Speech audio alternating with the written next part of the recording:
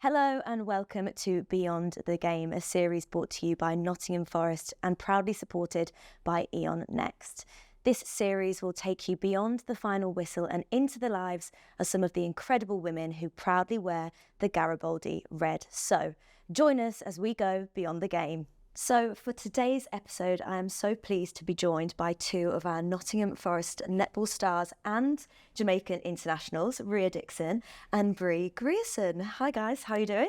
Hello. Good, thank you. How are you? Good, thank you. I'm so pleased that we get the chance to sit down and talk about this. We've got quite a range of topics that we're going to talk about today. But first off, I just want to talk about what an exciting period of netball you guys are involved in at the moment. Of course, you're new to the new Nottingham Forest netball squad in the new Netball Super League 2.0. They've branded it. We're at the beginning of the season now. How are you guys finding it? It's been like such a roller coaster already. I feel like throughout whole pre-season it's been such a journey, and then the first three games have obviously had our ups and downs as well. So we've learnt so much about each other and so much about kind of the style of play that we want to have and kind of what that takes, and what the rest of the teams are putting out. So much to take on and keep growing. I was going to say the exact same, and it's been so exciting. I don't know if it's Nottingham Forest or it's just the new Super League in general, but this year just feels really professional compared to previous years. And I feel like you can really feel that shift in the sport, and that I think is as well really exciting. Well, I think it's really interesting that you talk about this shift and the feeling of the professionalism of the game evolving this year being such kind of a signpost for it. But it'd be interesting to know how what you're experiencing now compares to what you guys experienced when you were first getting into playing netball. So Brie, let's start with you. When you were playing at grassroots level and starting to get into the sport, what was the netballing world look like then? Yeah, it was so different. I played grassroots in Leeds, that's where I'm from. And I think the Super League team then was named Leeds Carnegie, and it was very much based around kind of the university rather than a club and a franchise. And we would go watch games, and it would be at a university sports hall, and there would probably be like a row of 10 people, and it would be parents and friends. And it was very much just a hobby, very, very much just a fun thing you did at the weekend, rather than now we play in arenas like the Motorpoint and get thousands. So the change is actually crazy. And even the other day, I was looking at photos back from when I played for Pulse originally when they first started. And obviously they've got a great brand new, like the Copper Box. And I would say they would get a few hundred. I would look at like the professional photos, and there was probably like 5 people in the crowd. And I just look now and think how far it's come in such a short space of time, and that's without that rebrand of like Netball 2.0, and we're really going to push it. So I can't wait to see where it is in like 5 years' time. But that's interesting because it's almost like the comparison is how seriously the sport was taken, isn't it? Not just by the people playing it, but the people that were coming to watch it. You say only family and friends. For you, when you were playing in school, I think I've experienced this too. Did you get any comments from people around you that almost didn't take netball seriously as a sport itself? Oh yeah, 100%. One that massively sticks in my mind is when I obviously really wanted to play netball, and that was like all I wanted at school. School was important to me, but not probably as important as netball. So I think I had training one night and I didn't do my geography homework, and I came in and my geography teacher was like, well, why aren't you doing your homework? Like, netball's not going to get you anywhere. And now like I'm flying all over the world, like getting paid like a professional wage. Like, he can't tell me that like doing a map that night could it like like I know schoolwork is so important and like having that is important, but just to be told that by someone when you're really just trying to chase your dreams, it can be really disheartening, but at the same time like very motivating and like, well, now look at me kind of thing. Yeah. Well, I remember in school it was like, oh, it's just the easier version of basketball and things like that. And they're comments that you still get around the times these days, but obviously the respect seems to be growing and it's going in the right direction. But I really love that story because, we look at other sports and people kind of grow up and they play at grassroots level and they think and they aspire to be a professional footballer, a professional basketballer and whatever. when you were younger and looked at the pathway in netball, did you ever think it was possible to be able to play it professionally? No, never. Or maybe I did just have like a crazy dream that like there was nothing that you can see at the time. No. Like I don't think I even grew up seeing a Super League team until I was kind of involved at like under 17 level. So I guess I must have had, like a crazy dream or inspiration that maybe one day it would be possible, but you would never be able to, it was never something you could actually visualise and see. I think as well, like when you're at grassroots level, you just want to play netball. Yeah. So even if you see someone that's older than you doing it, in your mind, like when you're at grassroots, you're like, that's unreal. Even you don't really care that it was professional or not, because obviously you don't think about that when you're younger. You don't think about that. You obviously hit a certain age and you think, oh, I have bills to pay and stuff. But when you're at grassroots, you just think, oh, they're playing it when they're however old. I'm going to continue playing it when I'm however old. So I think as well that was the difference, is that when I was playing in grassroots and at club level, I just knew I wanted to continue playing it. I don't think I grasped the concept of being professional or not until you hit like uni and stuff, and you think, oh well, do I go get a degree? Do I do both? Do I do this? Do I do that kind of thing? Yeah. Whereas now people are very aware that it can be a profession, and you know that quite early on, which I think is really good. Obviously, we're in a season at the moment where we're seeing some ladies being able to play on full-time contracts. Some people are still balancing the having to work another part-time job or full-time job and playing to an elite level, which is an amazing growth in the sport into what you guys have just said from what it was like back then. But when was the point in your careers where you kind of thought, oh, actually, some people are setting the bar that we can do this as a full-time job? Was there anything that sticks out that was like, oh, wait, I can do that?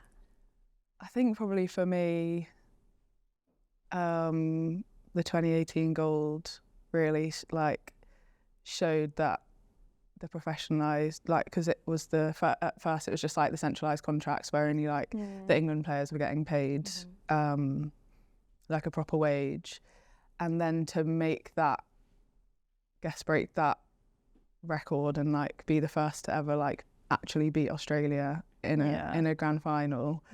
I think that was kind of a massive change where we thought, actually, like in this country we don't have to be the underdogs all the time, and like in this country we can actually have what we are doing is good enough.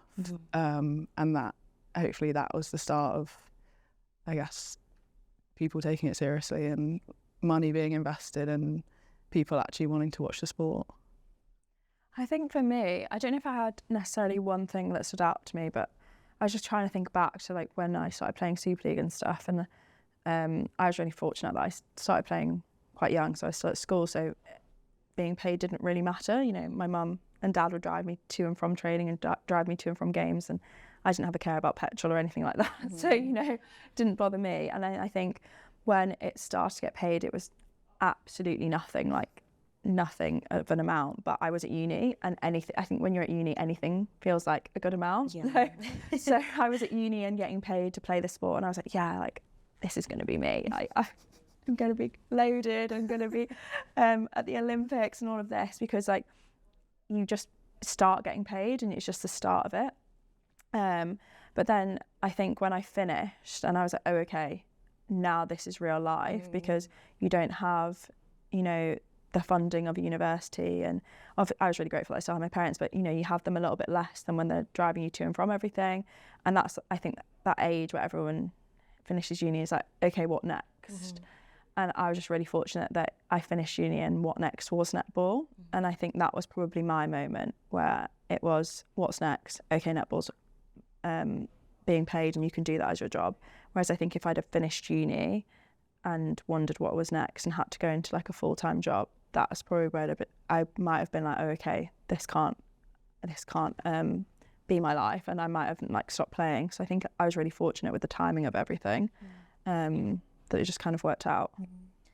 So, Rhea, you said that the turning point for you, or like kind of the light bulb moment for you, was the 2018 Commonwealth Games. What year would you say that you started playing netball?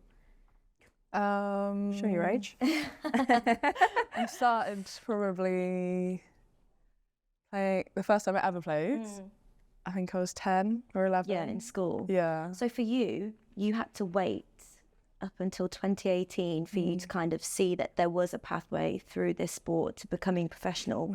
If you now look at young girls and boys that are playing netball in school now, and for example even the Nottingham Forest netball pathway that I think starts from, is it 7, I think, that people can get into the game and play.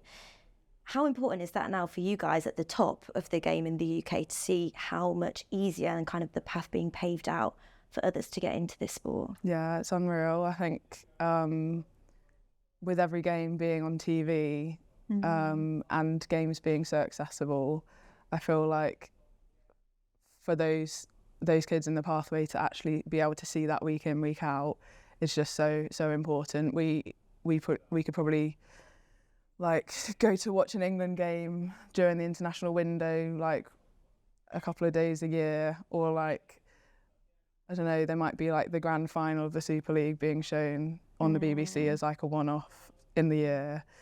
So now for 4 games every weekend, those kids to be able to see is just so important, and hopefully just they'll be able to know that beginning that pathway, that there is professionalism at the end of it and something to strive for. In terms of looking at this from a really bigger picture, it's easy to compare sports like football when we've now in a stage where you've got men's and women's to compare it to, but netball has predominantly been a female sport. Do you think that, and the sport being majority women playing it, has been a barrier to it growing to where it should be?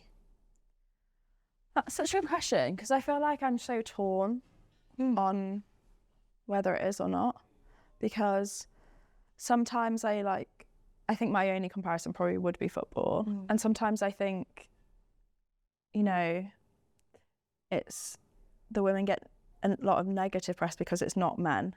So sometimes like I think if we had a male netball team, would we get negative, like being like, oh, you're not as good as the men, and do you know what I mean, that aspect of it as well, that we don't obviously get. But then I also do probably think that, you know, women's football is helped by the fact that men's football is so huge in the first place.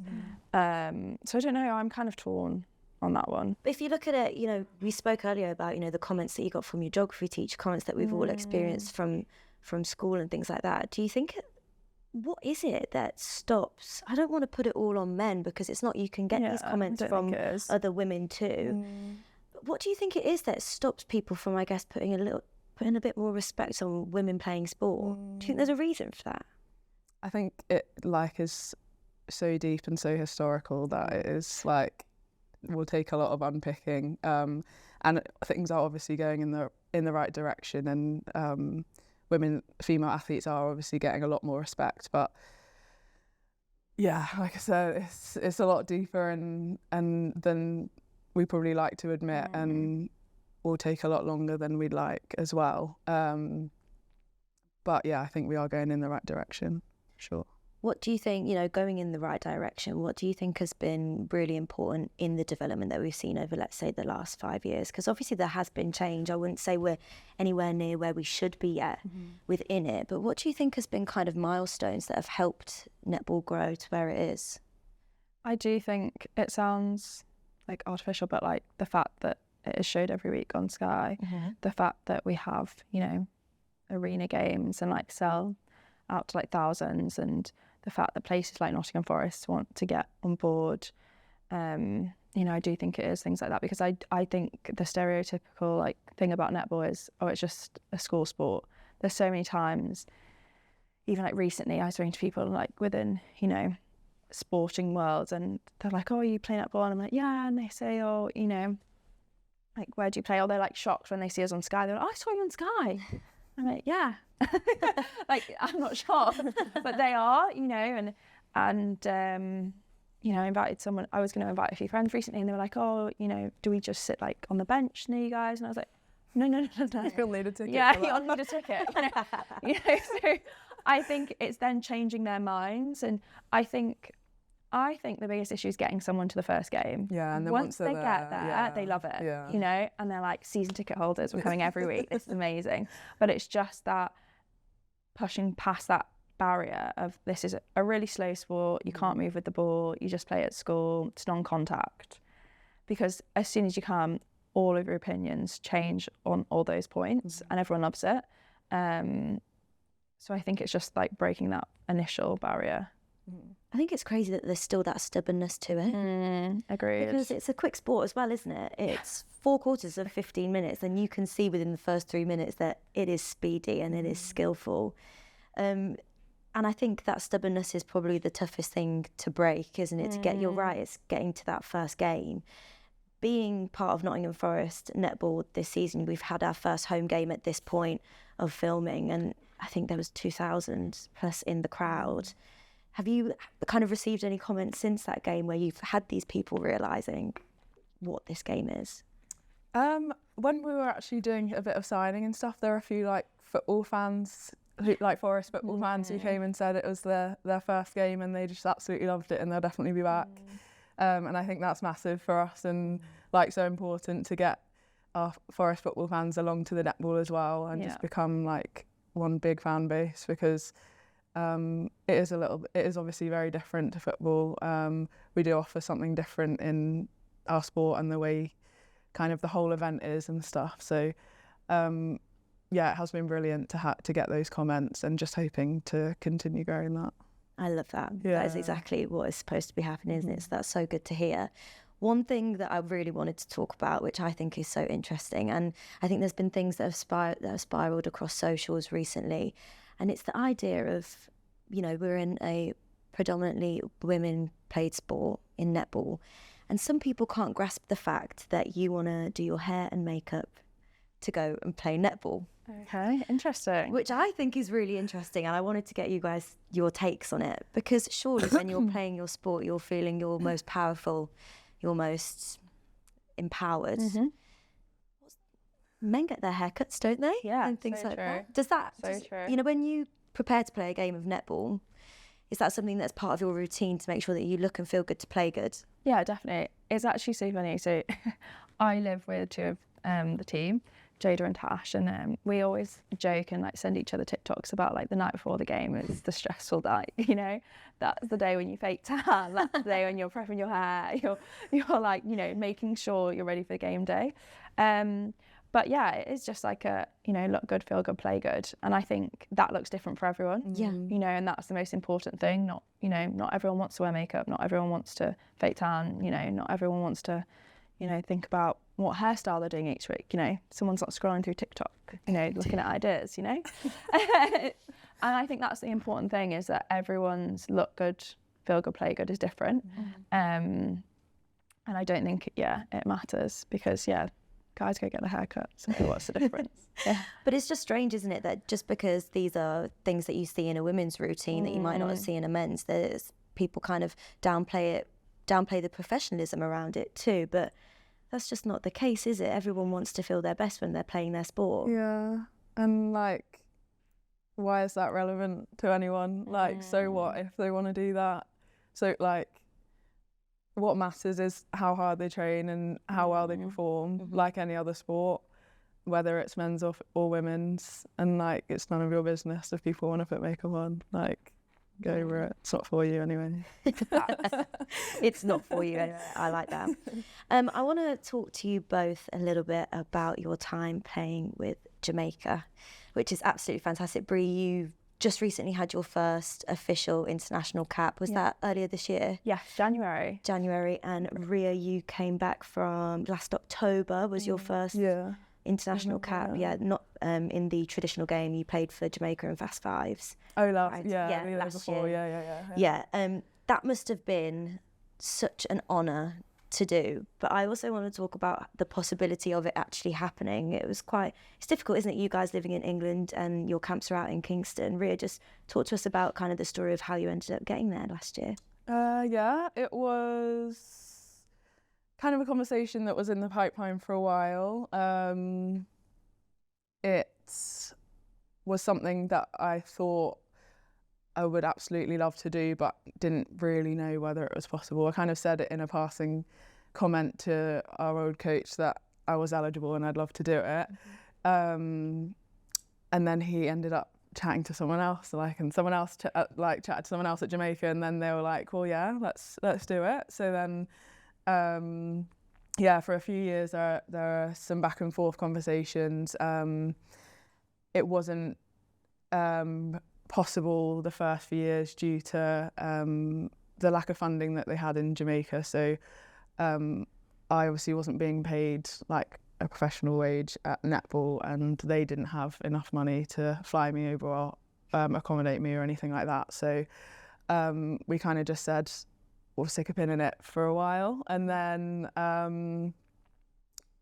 had a good few seasons, and then they kind of got back in touch and said we really want to make it happen. So yeah, ended up kind of going over for six weeks before Fast 5, which was interesting to say the least. And then yeah, a good Fast 5 competition, and then back again for the England series. A good few seasons. MVP of last year's Super League, a good few seasons.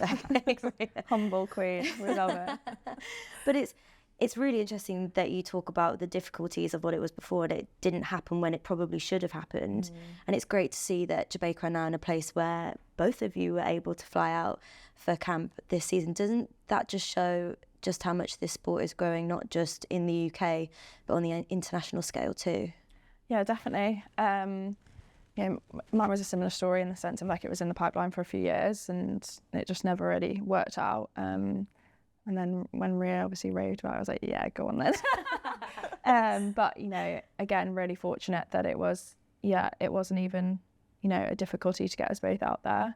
It was just like, get on the flight and we'll see you when you land. And like, not to say that there's masses of money there now, like none of us we get expenses when we're there, but like none of the girls get paid or anything to play internationally. So it's not like suddenly just overnight they had loads of money, because that's still massive, like such a massive feat for the girls to be able to now be so highly ranked but still not be paid for their international duties. So yeah, definitely just like us, making steps forward, but definitely not where we should be. I think what's great though is like when I was out there, I spoke to a few of the girls and they said that they feel like a shift is coming for them as well. And obviously it's hard for us to compare because we haven't been in previous years, but we had like a massive sponsor get on board whilst we were out there, and you could feel a shift. Like the games were sold out, especially that last one, and they haven't had that before. So even for the girls that have experienced it for years, they feel like a shift is coming. So hopefully it's just like here and it's on its way. Yeah. For both of you, growing up in England, we've spoken about this before. Getting to go and play in Jamaica, spend your camp in Kingston, playing alongside all the amazing players that Jamaica's international team has.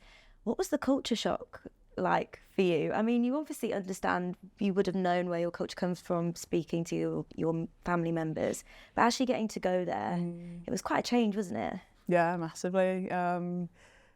Yeah, when you go over, it's kind of like with family or like in hotels or like, you know, not really living and like surviving by yourself. And like when I first arrived, they said you can't go anywhere, like you can't walk anywhere, you can't like do anything by yourself. But then I guess the more I got to know the area, the more I kind of understood where you go and where you don't go and stuff like that. I did feel a bit more independent, and like I could explore a little bit more, and like we could go for walks and like could just chat to more people. And yeah, it's just incredible the way that you can really like get into the culture and really make it feel a lot more like home, just the more you're out there and the more people you talk to and stuff.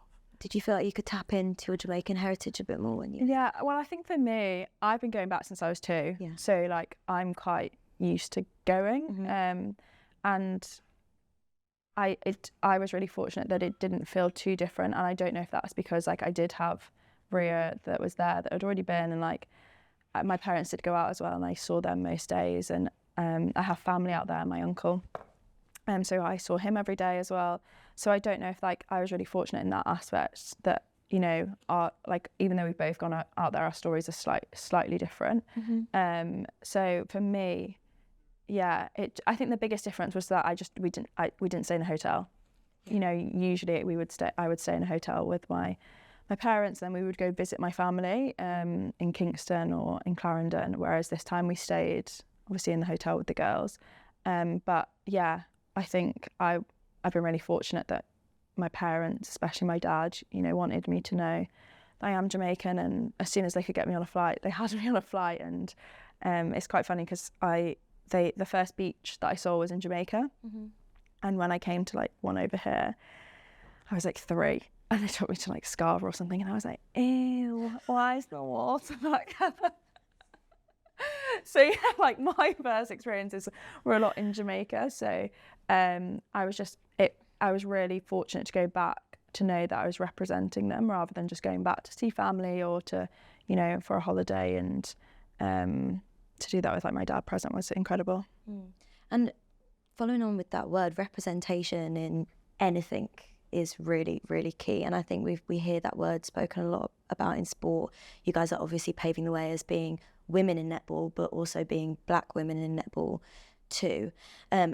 The Netball Super League has always been brilliant with saying no to discrimination. Most international games, you take the knee, things like that.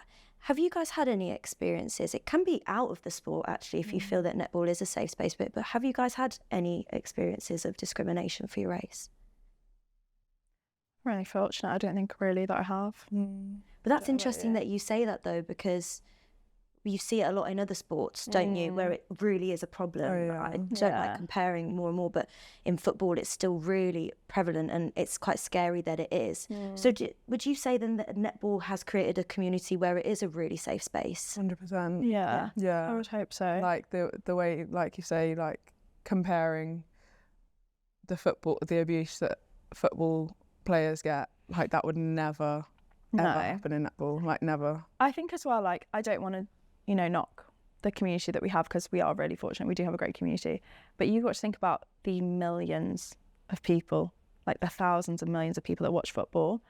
It's hard to like create a community where everyone's nice in the like that. Yeah, scale comes into it. The scale like comes into it. You know, we could grow to a point where we are getting 30,000, and you know, we might not be able to keep it as like. I think that's the luxury sometimes when it is a small sport. You have a tight-knit community and you feel like you know the fans and you recognise them every week, and you know, and they wouldn't ever say anything nasty, or you'd never go on Twitter and Instagram and see anything because it's so tight-knit, and that's that luxury of being a small sport. And you know, you might see it as it grows, more and more people will, you know, have something to say. But that's interesting because we don't know where netball's going to be in 10 years, so I guess it's almost going to be the blueprint for it. But do you guys feel quite safe in knowing that the foundations that netball has built means that you will feel like you're in a safe space as it grows? Yeah, I do think that, and I feel like, yeah, like Brie said, the community that we have, getting to know the fans, I feel like I would trust that we wouldn't go down that path.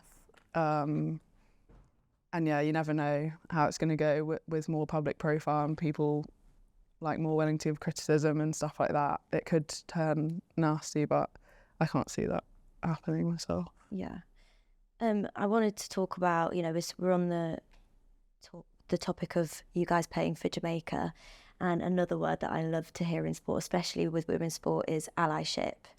And I think a lot with what we've seen, especially you saying that you've had people come up to you at games saying, this is my first game, I'm a football fan and now I love netball. You guys had a special guest at your most recent game in Manchester, Usain Bolt. Usain Bolt came to watch you guys play in the Super League against Manchester Thunder. Now, Brie, it's through contact that you know Usain from your time over in Jamaica as well. But even just that, having a male professional athlete with such a profile openly showing his support for what you guys are doing, that's going to really help this sport grow too, isn't it? Yeah, definitely. And it is obviously it's incredible, you know, he's Usain Bolt, he's literally the fastest man to ever walk the planet. But I think it's so interesting because in Jamaica that was normal. Like at every game we had someone, you know, we had a Safa Powell, we met Shelly-Ann Fraser-Price, you know, we had artists that are massive out there like Massacre, and he's, you know, huge for them. And someone was at every game because it's just like Jamaicans just love supporting Jamaicans, and I think what is really lovely is they show us the respect of like they're really great in what they do. So the athletes, the track athletes, for example, they're the best at what they do, but they respect us for being the best at what we do, and see us almost as equals. Okay, our sport isn't as highly profiled as them, but we do the exact same thing as them and represent our country just like they do. And it's like a respect rather than a, oh my gosh, you're this person. They've come to watch us, and I think that's huge. And I think that is just that Jamaican culture and, Jamaica land we love, and out of many one people, they say, because they just genuinely support each other regardless of, how many people would come to a game. They don't judge it on that. And I think that's really important. And it was nice to then also see it happen over here. It wasn't just a case of that just happens there. If, he's in the country and wants to come and support the Sunshine Girls, he would still do that. And I hope that continues in the Super League, in English netball as well, and it becomes the norm that men and famous personnel want to come and support the game because it is a great game. Would you say that there's a bit of a culture difference then? Would you say that not? Would you say it's different here in the UK in terms of? I would say so, definitely. I don't think I would see that at a Roses game compared to. I was shocked the first game with who we saw in the crowd, or when we had training and Shelley and Fraser just pulled up and was chatting to us, and we looked at each other like, and they were just like, yeah, like, yeah, Shelley, see you at the game Wednesday. And we were literally like gassed, like we were so excited, but they were just like, that's so normal. And I think that does show that difference that there is, because you just wouldn't really get that over and here. Humility as well, I guess. Like them just knowing that them not thinking that they're bigger than a netball. Yeah, because it's funny when I was talking about Usain coming to the game, and ideally I would have liked him to come to a Forest game. He's coming to support us. So and I probably started to overthink it and be like, well, at Forest you can sit courtside, we'll have security because, you are who you are. And they were just like, oh no, welcome to Bellevue. I thought, you can't just come to Bellevue. It's like, you can't, you can't do that. And then I thought, actually, they would just come to the game in Jamaica and not want security or they'll just sit and buy a ticket and sit in the crowd. And it is that, like you say, humility of just being like, I don't care where you're playing. I'll buy a ticket and I'll sit in the crowd and watch you guys and support. Which I think is really lovely. I guess it's a hard one, isn't it? Because in the UK, compared to other countries, sport is so big. And I mean, you can even compare it to like cricketers in India, are almost literally everyone's favourite people. And I think similar in the UK, sport is such a big thing that everybody is such a big fan on, that people are put on pedestals, aren't they? And really respectful. But I guess in England, it's almost a tier system of what people see as the best and things like that. So that's really interesting that even just having one person show their respect for your sport can really make the difference, can't it? And young boys could be watching you, coming to a game and think, well, if he can go, I can go. Yeah. I really like that, and hopefully more to that as well as the season goes on. Hopefully. Yeah. I want to go a little bit more into you guys describing netball as a really safe space and move on to the topic of the LGBTQ plus community. Rhea, I wanted to talk to you about this because some people may not know, but you are in a openly gay relationship with the lovely Michelle, who actually also plays in the Netball Super League for the Birmingham Panthers. We spoke earlier about, on the topic of racism, that you feel like netball is a safe space. In terms of your story of coming out and your relationship with Michelle, was that a similar situation too? Yeah, definitely. There's, again, such a great community, such a supportive community. Don't think I've heard like a bad thing about it in the 4 years we've been together. I think it's incredible that we can feel open enough and like proudly open and want to represent for other young people coming through who might be struggling with who they are or how they want to communicate that. So I think I'm just so blessed to be in this community. But you know what's frustrating? It's frustrating that we look at this situation and say, wow, you're so lucky, because not many other people get to do that through their sport. And if we compare it to outside of the netballing world, what was that like for you? Was it almost when you're out of netball, it felt less safe? Potentially. Yeah, I think because you never know what people might say or think. Every time I mention like my partner, it's like you're coming out again to someone new every time. So it's like sometimes you don't want to, you're not sure about how people are going to respond, whereas in netball I feel like it's so normalised and so spoken about that I don't have to worry about talking about it. Do you mind sharing your story of how you came out? Yeah, I never really like sat everyone down and was like, I'm gay. I never really had like a story in that sense. Like I know some people feel like they have to, some people feel like that's what they want to do. But I didn't really ever feel like that was like true to who I was. I kind of just like was like, oh, I've got a girlfriend and she's called Michelle. Yeah. And that was it. Like I didn't really wanted to make a big song and dance about it. That was the way I wanted to do it. No, it's amazing that you felt comfortable enough to do that as well in the circles that you were in. Because if you were to compare it to, let's say, the footballing world, I think the first openly professional footballer only came out in 2022. And his story is amazing, and he was influenced by Tom Daley to do it. And when you compare the safe space that you guys feel like you have compared to some men's sports, it's actually crazy how some things are this way and then it just switches, doesn't it? Yeah. And it's quite difficult. But for you, Brie, you're almost adopted into this family anyway. You are the godmother of Rhea and Michelle's dog. I've been there since day one of their relationship as well. I was thinking about that when you were like, tell us your story. I was like, yes, I can't wait. I was there for it all. But for you, I mean, we've spoken about the word allyship, but you know, for an example, someone else in the Super League who's so open, I think it's brilliant, Nat Panagari, who you would have played with last year. It's just something that you wouldn't even second question, isn't it? No, definitely not. And, you know, even with like Rhea and Shelley, we were in a team together that year. And I remember like we started to like, I think people started to pick up vibes and it was like, is it not? And then we were all like, we were just like waiting for the day they all told us because we all knew. But we didn't know, like you guys knew before we knew. So I think as well, that's so lovely, rather than like you say having to be like, okay guys, like this is happening, you know? Yeah. We were just in a comfortable position that it just naturally happened. And yeah, it's so funny to look back on that. Yeah, sorry. But again, for young girls or young boys growing up in the pathway and seeing you guys as their inspiration and their role models, it's also giving them a safe space, isn't it, to grow up into? If they then feel like they want to come out, or if they're experiencing feelings that they might think from other places that's not right, actually, it's absolutely fine. Do you feel proud to be a role model in that sense? Yeah, so much. I feel like even when I was growing up, I think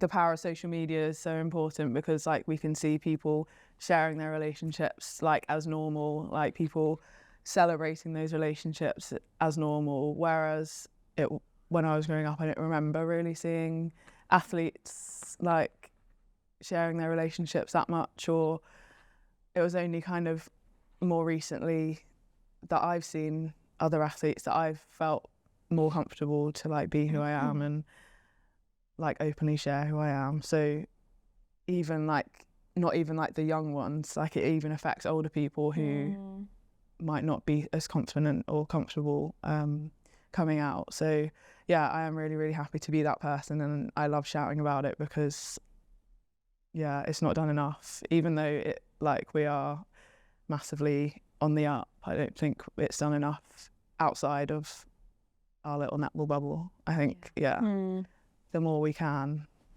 talk about things and the more we can openly share, just the more comfortable people are to have conversations, whether it is like coming out or whether it is just making other people feel comfortable for who they are. I just feel like the more, the merrier. And I think the special thing about sport is that I don't think it does just impact the community that watch specific sports and things, that sport is always in the headlines. Headlines can be read by anyone. Is that always in the back of your mind, that you're kind of trailblazing these things that can really influence a wider community, not just ones in the sporting one too? It's crazy because I think initially, like, I don't think about that. You know, when you're doing something, I don't think about like being the first or like trailblazing it for people, and then you actually take a minute to sit down and like reflect and think, oh wow, like this is such incredible what we're doing, and you know, we are going to make people feel really comfortable and confident to be who they are. And I think that's probably better because it is really natural then, rather than like you're forcing something to be that. But I think it's just, you know, nice to sometimes sit down and reflect that like you are, you know, changing someone's life, which is incredible. I know that you said then that we are on the up, and it definitely feels like we are completely on the up when it comes to netball as a sport. But there's still a lot of room, isn't there, to improve and make things better. If I was to put you on the spot here and say 5 years' time, where do you see netball being in the UK? We've got our 5-year plan sorted. Oh, please share. Please share. It involves weddings, 2 weddings. Weddings, kids, Commonwealth Games, World Cups. Yeah. Gold medals. Yeah, gold medals after gold medal after gold medal.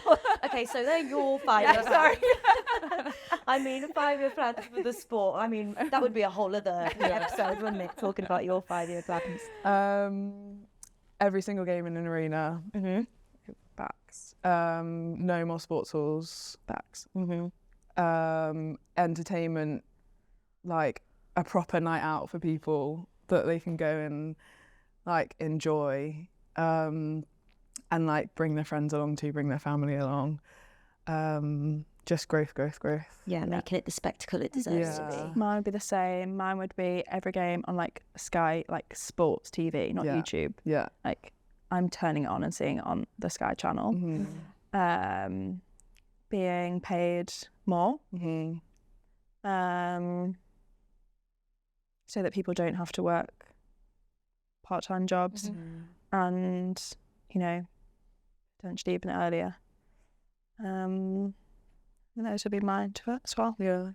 And I think one last one for both of you. If you were kind of speaking to younger Brie and younger Rhea, and think of all the young people that are in the pathways at the moment that get to look up to you guys, if you had a message for them now in terms of what should they know when they're stepping into the world of netball, and if they could see where you are now, what would that message be? My younger to Brie, I would say go play for Jamaica earlier.